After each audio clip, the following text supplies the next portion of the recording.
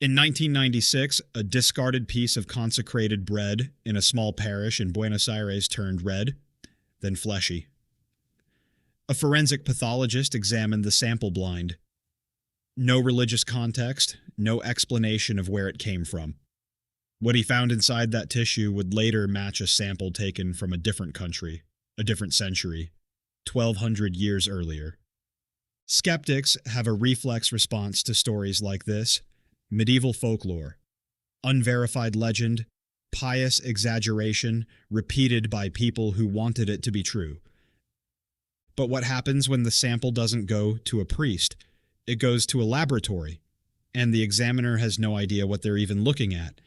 Every case in this video rests on peer-reviewed medical protocols, blind forensic studies, or documented secular institutional records. Not folklore, and not church testimony taken on faith alone. Where a claim holds up to independent scrutiny, you'll see exactly why. Where it doesn't, it isn't in this video. 5 cases, 5 centuries and continents. 5 results the scientists who examined them could not fully explain using the tools of their own field. We start with the one that reads less like a miracle story and more like a forensic thriller. In August of 1996, at a parish called Santa Maria in Buenos Aires, a consecrated host was found discarded near a candle stand. Following standard practice, a priest placed it in water inside the tabernacle, intending for it to dissolve, as damaged hosts normally do. Instead, over the following days, it did something hosts are not supposed to do. It began to change color, turning a deep reddish hue and taking on the texture of tissue rather than bread. The investigation was ordered by Jorge Bergoglio, at the time the auxiliary bishop and vicar general of Buenos Aires, decades before he would become archbishop, cardinal, and eventually Pope Francis. He deliberately withheld the sample's origin from the scientists who would eventually examine it. That single decision, stripping away all religious framing before the sample ever reached a lab, is what separates this case from centuries of similar, unverifiable folk reports. Before any forensic claim can be taken seriously, the ordinary explanations have to be ruled out first. Could this simply be bacterial contamination? Serratia marcescens, a common bacterium, produces a strikingly similar red pigment on stored bread, and had already fooled observers in unrelated cases for centuries? Could it just be ordinary decay?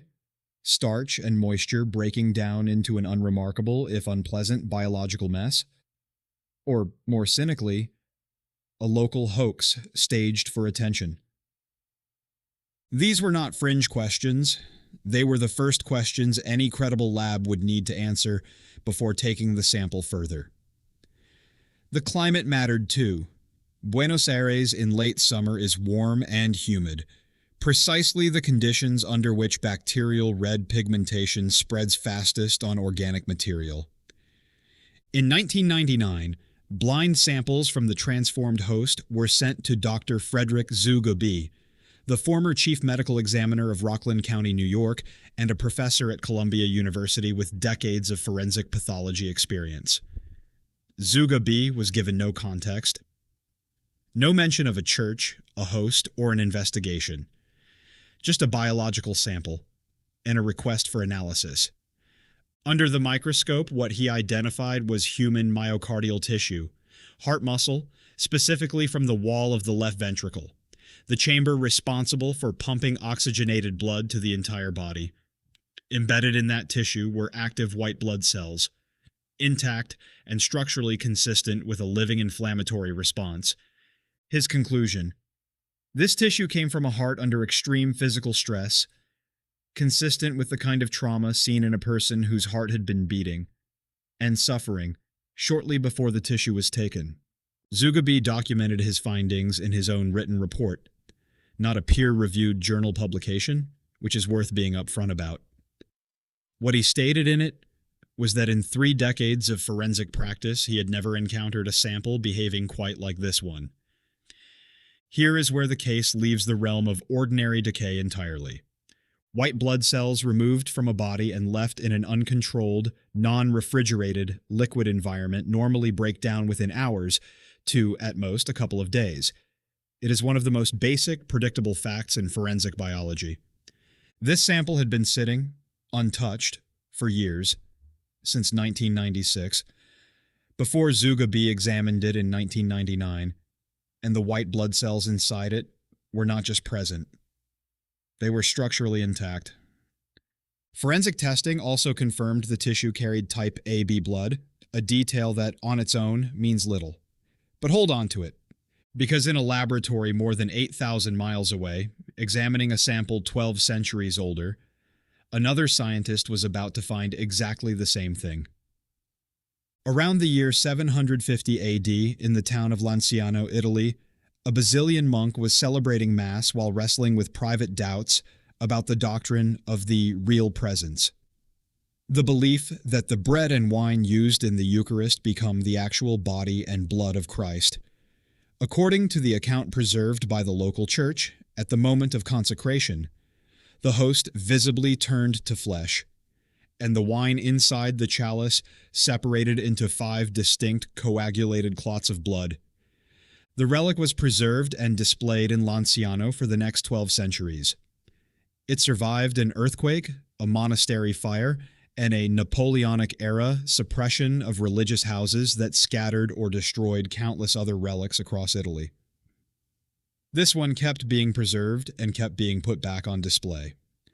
An 8th century biological sample surviving completely intact into the 20th century raises an immediate, obvious problem. Soft tissue does not simply sit on display in open air for over 1,000 years without decomposing. Something would have to prevent that.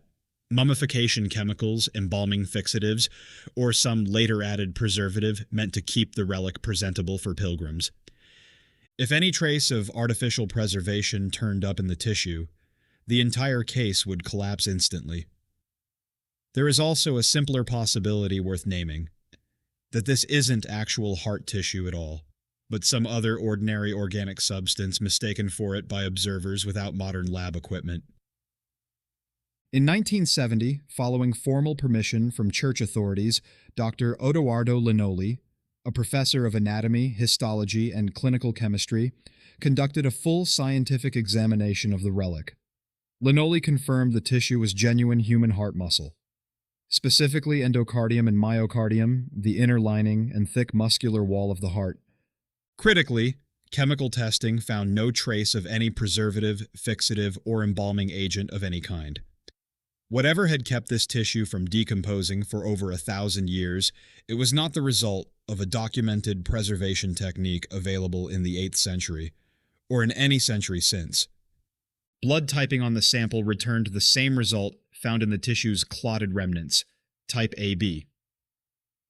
Now place these two cases side by side, 1,200 years and roughly 7,000 miles apart, examined by 2 independent scientists in 2 different centuries, using the forensic tools available to their own era. The tissue identified in both cases was the same specific structure, left ventricular heart muscle.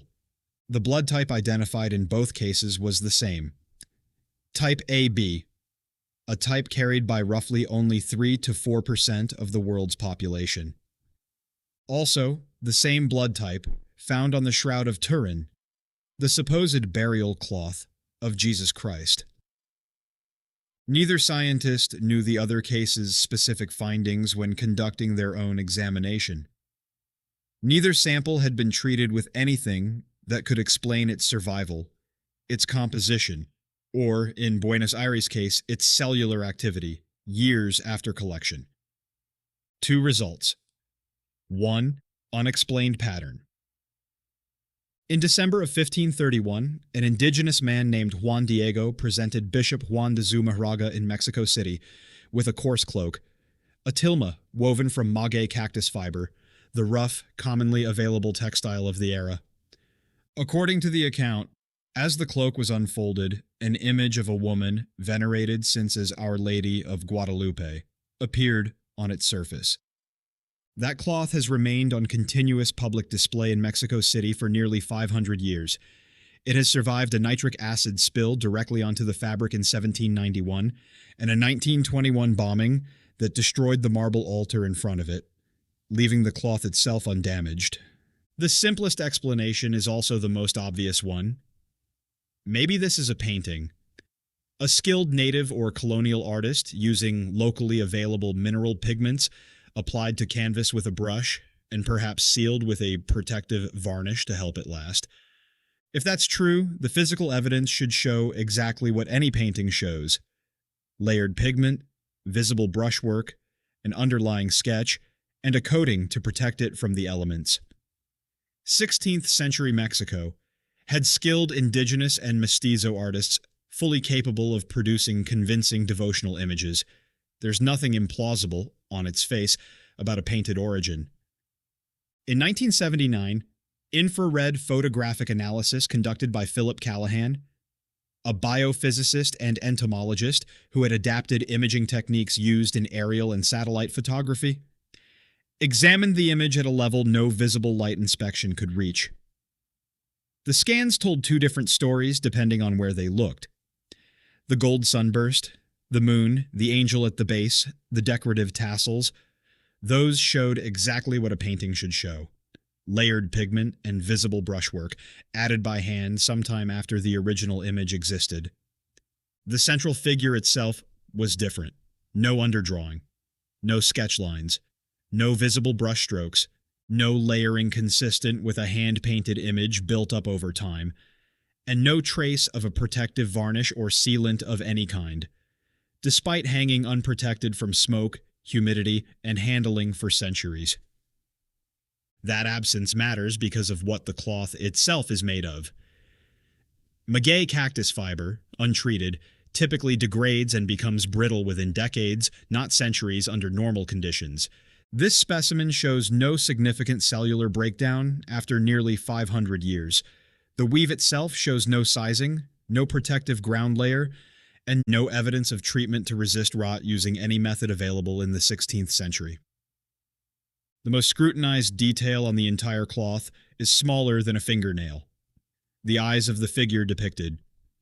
High magnification digital processing of the pupils, beginning with analysts in the 1950s and extended by later digital studies, identified faint reflected forms that some researchers interpret as the shapes and positions of multiple human figures, with certain counts reaching as many as 13, roughly matching the number of people historically recorded as present in the room when the cloak was first unfolded in 1531. This is the most contested claim in the entire case, and it should be treated that way. Independent researchers have pushed back hard on the eye figure analysis, arguing the shapes are artifacts of digital image enhancement rather than verified optical reflections. The claim that those reflections follow the Purkinje-Sanson effect, the optical distortion pattern specific to a living curved eye, has not been independently replicated to a standard that settles the dispute. What isn't in dispute is the underlying physical detail. A reflected pattern exists in the image at that scale, on a cloth with no confirmed paint layer beneath it. What it means is genuinely unresolved. Vittorio Micheli was 23 years old when the pain in his left hip stopped going away. X-rays taken in April of 1962 showed the bone eroding, osteolysis spreading through the ilium and the socket of the hip joint itself. A biopsy confirmed it. A malignant sarcoma, an aggressive cancer of the bone and soft tissue, considered incurable by the medical standards of his time. By the time doctors had a full picture, there was nothing left to offer him. No surgery. The tumor had already destroyed too much of the joint to operate. No radiotherapy, no chemotherapy. He was sent home to wait. Within months, he couldn't stand. The disease kept spreading through the pelvis, and by the following spring, Micheli was confined to a stretcher, unable to walk, in what his own physicians expected to be the final stage of a terminal diagnosis. In May of 1963, still immobile, he was carried on a pilgrimage to the shrine at Lourdes, France, a site associated with reported healings since the mid-1800s. Sudden recoveries at religious sites invite an immediate, reasonable skepticism. Could this be a misdiagnosis? A biopsy misread? A less aggressive condition mistaken for cancer? Could it be an unusually slow-moving tumor, its natural course misunderstood by the diagnostic tools of the era? Or psychological conviction masking real, ongoing physical decline, reframed later as a cure? Any of these explanations would be more parsimonious than a genuine physical reversal of a terminal cancer diagnosis, which is exactly why a formal review process exists. Since 1883, claimed healings at Lourdes have been reviewed by the Lourdes Medical Bureau, a panel deliberately structured to include secular, agnostic, and even openly atheist physicians alongside religious ones, specifically to avoid the appearance of a biased in-house verdict. Among its early motivating cases was that of Alexis Carrel, a Nobel Prize-winning surgeon, who arrived at Lourdes an outspoken skeptic intending to disprove the healings, and instead documented one firsthand. The Bureau applies 7 strict criteria before a case is even considered for further review. A confirmed, documented diagnosis, a condition considered serious, and by contemporary medical standards, incurable. An instantaneous recovery without gradual convalescence, no medical treatment administered at the time, and a recovery that is complete and permanent, verified through extended follow-up examination, typically stretching across several years. Every submitted case is treated as a medical file first, and a spiritual claim second. Cases that show any plausible natural explanation, however unlikely, are formally rejected, not explained away quietly. Micheli's case was placed under exactly this process, and it was not fast. Following the pilgrimage, his pain receded, and function returned to a joint that X-rays had shown being eaten away by disease. Reviewers examined his file in 1969, 6 years after the pilgrimage, and again in 1971, insisting on an extended period of observation before reaching any conclusion. Both times, the panel of secular and religious physicians reached the same unanimous verdict: medically inexplicable. Follow-up imaging showed something that shouldn't happen under any recognized course of the disease. New bone, reconstituted in the exact location the tumor had destroyed. It would be another 5 years before the Church added its own declaration. In 1976, 14 years after his original diagnosis, Micheli's archbishop formally recognized the case as the 63rd official miracle of Lourdes.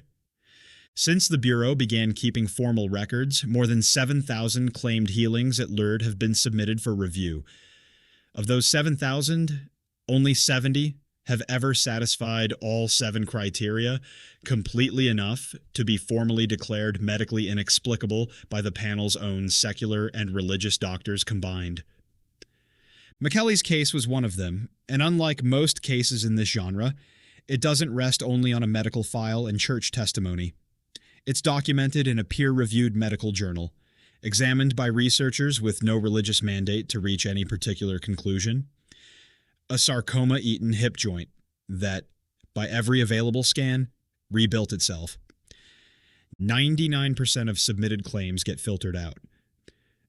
This is what survives the filter. Beginning in May of 1917, 3 peasant children in Cova da Iria, Portugal, reported a series of apparitions of a woman who identified herself, according to their account, as the Virgin Mary. During one of those appearances, she relayed a specific public prediction. On October 13th of that year, at noon, something extraordinary would occur, visible to anyone present. Word spread for months. By the appointed date, despite pouring rain and a muddy, remote rural field, a massive crowd had gathered, including believers, curious onlookers, and openly hostile skeptics who had come specifically expecting nothing to happen. Local authorities, hostile to the growing religious movement, had briefly detained the 3 children weeks earlier, pressuring them to recant. They didn't. A public prediction, fulfilled in front of tens of thousands of people, demands the harshest possible scrutiny. Could this simply be mass hysteria? A crowd primed by months of anticipation? convincing itself collectively of something that never physically happened? Could direct, prolonged sun gazing have caused temporary retinal distortion, creating a shared optical illusion? Or was it simply an ordinary meteorological event, later exaggerated by believers retelling the story? Meteorologists in the decades since have proposed sundogs, atmospheric refraction, or a partial optical illusion caused by staring at a bright light source after heavy rain, each a serious hypothesis worth weighing on its own merits. The strongest evidence in this case isn't testimony gathered decades later. It's same-day and next-day reporting from secular and openly anti-clerical Portuguese newspapers whose editorial position had no motive to support a religious claim. O Século, one of Portugal's most prominent secular papers, published a detailed eyewitness account from its own reporter, describing the sun appearing to spin, shift color, and move erratically in the sky, witnessed simultaneously by the assembled crowd, estimated at over 70,000 people, including scientists, journalists, and politicians openly hostile to the church. Similar independent accounts appeared in other regional papers in the days that followed, describing the same sequence of events from different vantage points across the field.